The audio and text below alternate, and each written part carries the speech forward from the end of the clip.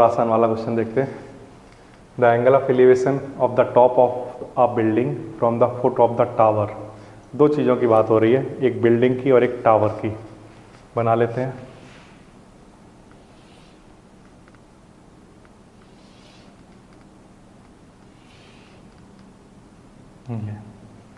एक हमने बना ली बिल्डिंग,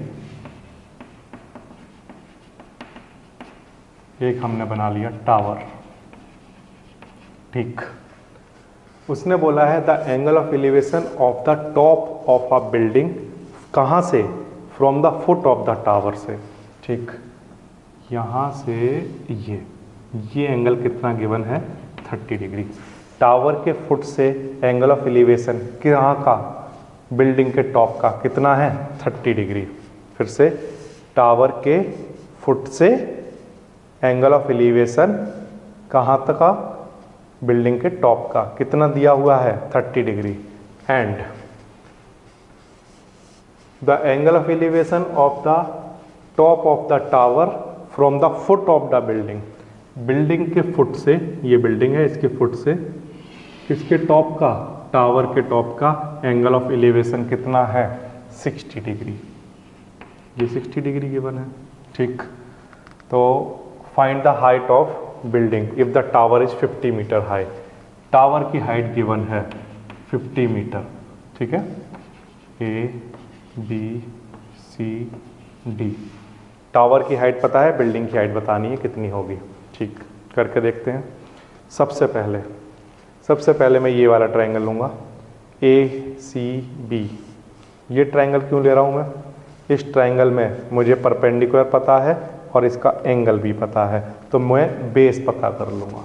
ठीक, तो यही करने वाला हूँ।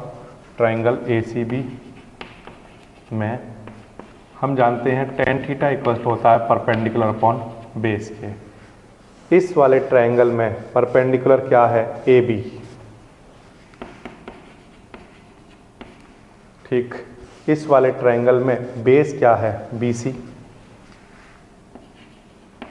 ठीक, इस ट्रायंगल में एंगल की वैल्यू कितनी है? 60 डिग्री। ए बी देखिए कितना है? 50। बी सी निकालना है। tan 60 की वैल्यू √3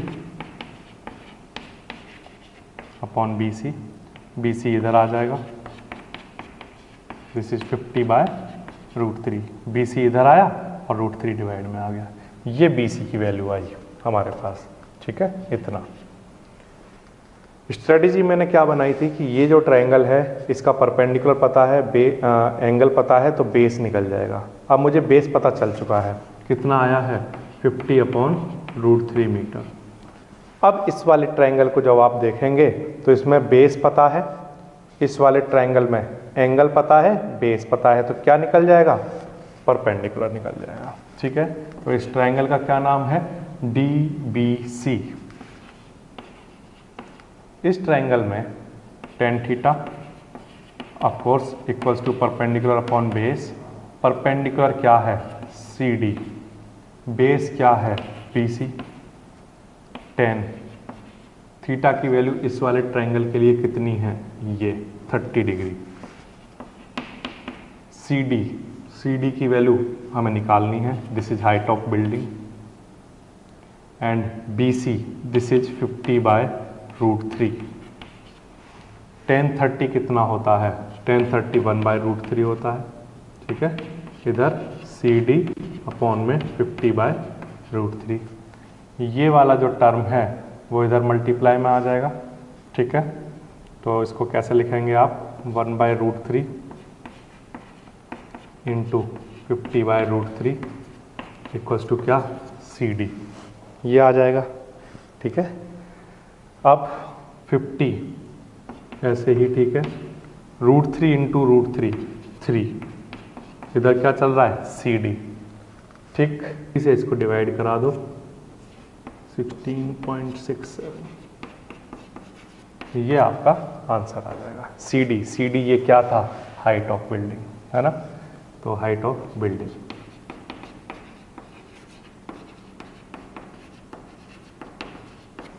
कितना आ गया? 16.67 मीटर। ठीक, तो कैसे किया आपने क्वेश्चन को?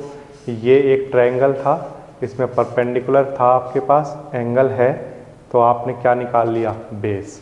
फिर इसके बाद इस ट्रायंगल में बेस है, एंगल है, तो आपने क्या निकाल दी? Height, perpendicular. ठीक, बिल्कुल आसान वाला क्वेश्चन है। ओके, क्वेश्चन नंबर 10 दिखाता हूँ आपको। Two pole of equal height are standing opposite each other on either side of the road which is 80 meter wide। Okay, क्या करना है? क्वेश्चन की लाइंस को पढ़ते जाना है और उसके अकॉर्डिंग फिगर बनाते जाना है। ठीक, टू पोल, सेम हाइट के टू पोल हैं। ठीक, बनाता हूं मैं।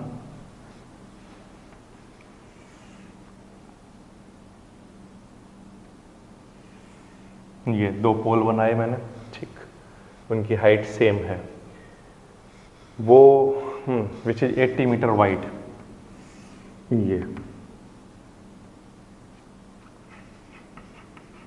ये एक दूसरे से कितने दूर खड़े हुए हैं?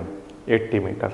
एक रोड पर हैं ये, और इस रोड के एक साइड पर एक पोल है, दूसरे साइड पर दूसरा पोल है, और रोड की डिस्टेंस कितनी है? 80 मीटर। ठीक, from a point between them on road, इन दोनों के बीच में रोड पर कोई एक पॉइंट है।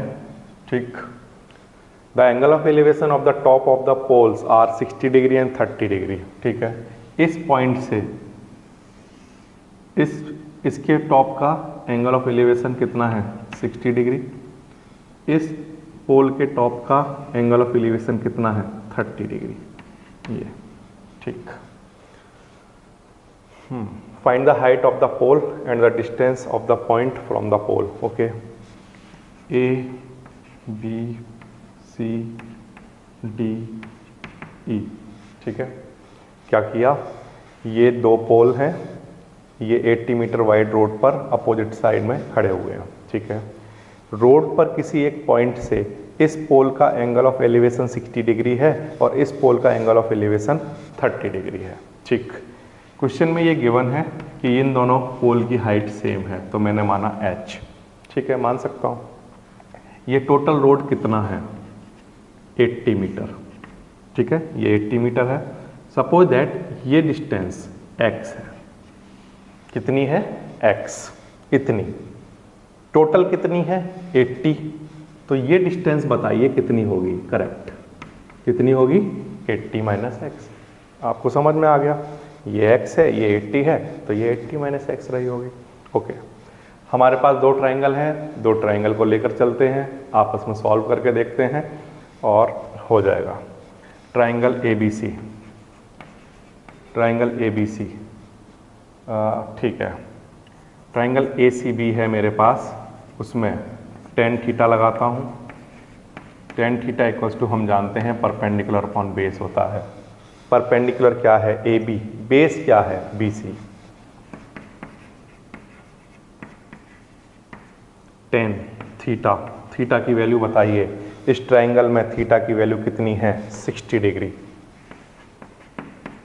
AB, AB आपने क्या माना है? H। बेस आपने क्या माना है? X। tan 60 √3 इक्वल्स टू क्या चल रहा है? H upon X। ये X इधर आ जाएगा,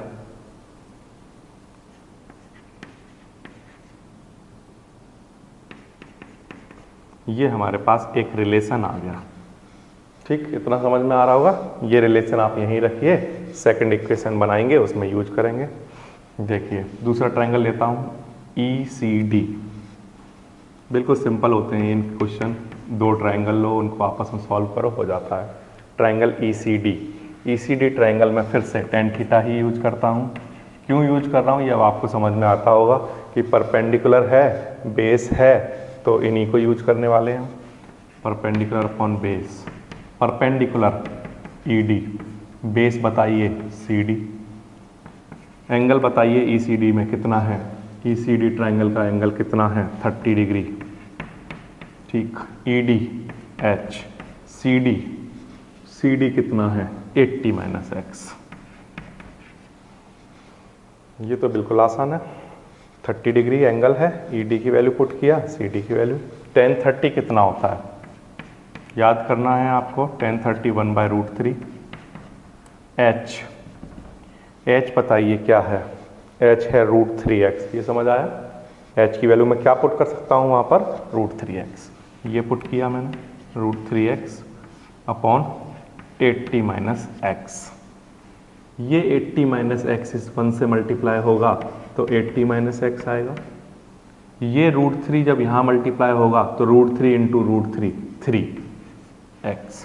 फिर से 80 - x 1 से मल्टीप्लाई हुआ ये आएगा और √3 × √3 3, ये आ जाएगा। बिल्कुल आसान है। -x उधर जाएगा तो प्लस का x बनेगा = 4x। ठीक, ये समझ आया। इसके बाद 4 से इसको डिवाइड करा दीजिए आप, तो 4 से डिवाइड कराएंगे 80/4, दिस इज 20 मीटर। x की वैल्यू क्या आ गई, 20 मीटर।